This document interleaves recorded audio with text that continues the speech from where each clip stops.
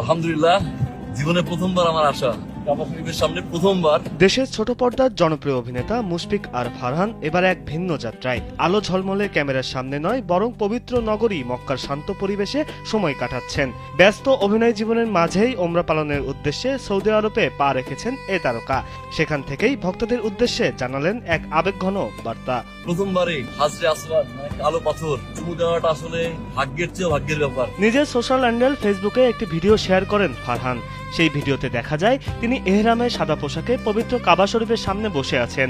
ক্যাপশনে লিখেছেন, আলহামদুলিল্লাহ, আমার জীবনের সেরা দিন।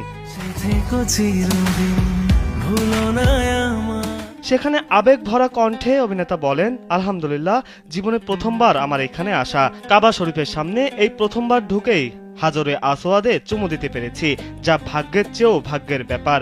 আল্লাহর কাছে লাখ লাখ শুকরিয়া। জীবনে আর বড় কোনো চাওয়া নেই, পাওয়া নেই।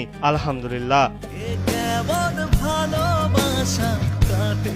তিনি আরো বলেন, আল্লাহ সবাইকে এই পবিত্র স্থানে আসার তৌফিক দিন।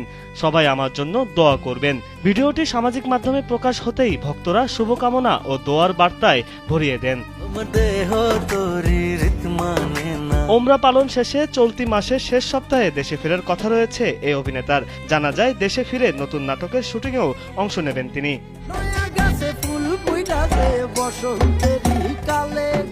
বিনোদন ডেস্ক, কালবেলা।